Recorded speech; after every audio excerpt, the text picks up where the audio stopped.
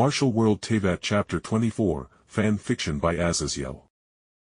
After sending Jake and Keqing back to Jake's original home here in Liyue, which was haunted by a powerful spirit, so he would certainly be safe there from any clan/sect cultivators or martial artists trying to steal his treasures. Ningguang was sitting on her throne on the balcony of the flying palace she had made during her life. The Jade Chamber was her masterwork, armed with dozens of spiritual cannons, hundreds of defensive and offensive arrays, and was an utterly massive resource sink, as the Jade Chamber acted as the bulwark for keeping the less intelligent and spiritual monsters away from invading the city of Liyue.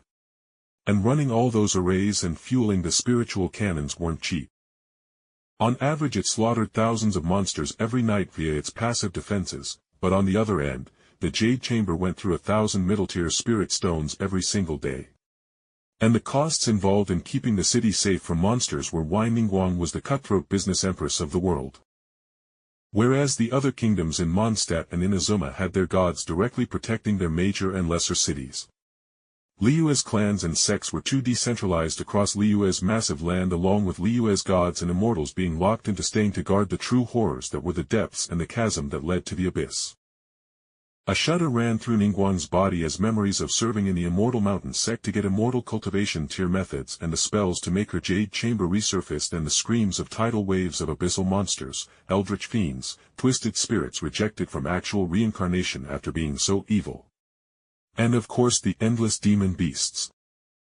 She was lucky to have survived the decade she served besides Rex Lapis in guarding the chasm.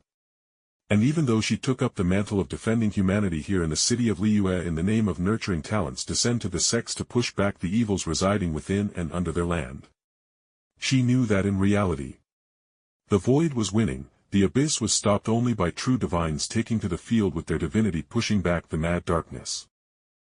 And the divines, although almost inexhaustible, did have the simple reality of not being able to be in multiple places at once.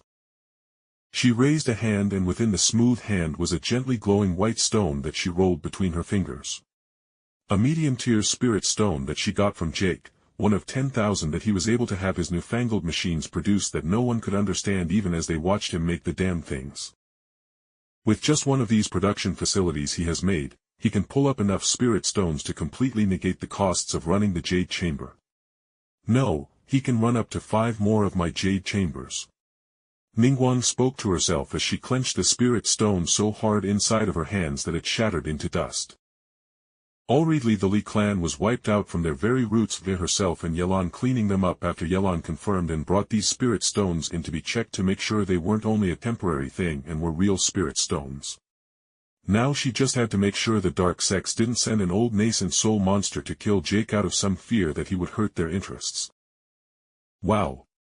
You look like a constipated mortal there, Ningguang, haha. Ningguang's face twitched as her eyes opened up as she naturally lowered the wards for an old friend. Ah, Captain Beidou. And how is the Crux fleet handling itself? Ningguang asked naturally as she took a breath, and then she stilled as Beidou asked bluntly. So I heard you got yourself a new little wonderboy who can make ships that fly. What's it going to take for little old me to get an upgrade to my Crux?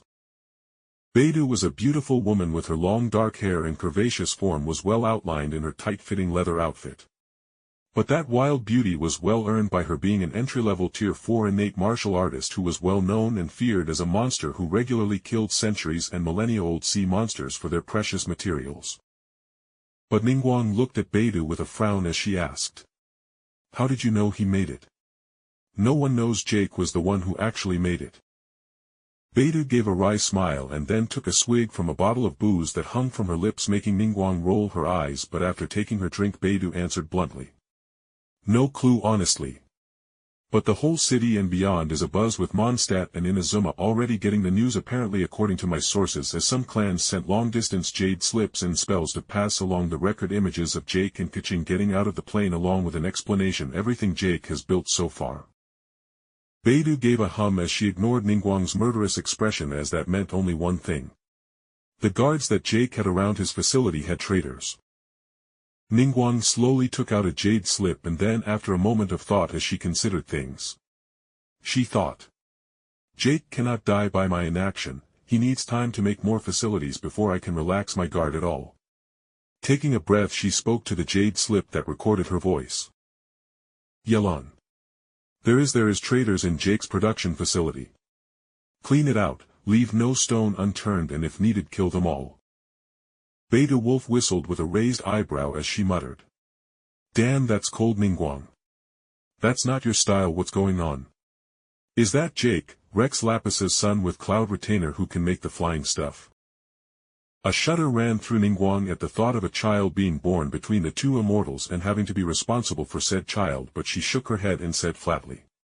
Jake is a monstrous genius that just cannot be stated. He actually makes Cloud Retainer look like a child playing with small building blocks with his artifact refining.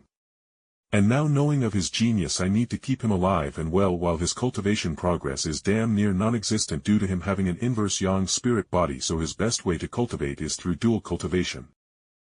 Beta's face twitched at that monologue from her normally so unflappable friend, so she asked blankly. What is the issue then? Is he gay? Does he have a little crush on someone? Wait, is he already helplessly in love with you or Yelan? Haha. A long silence ensued as Ningguang blankly stared ahead as her golden path cultivation technique twinged as such a thought did come across her mind.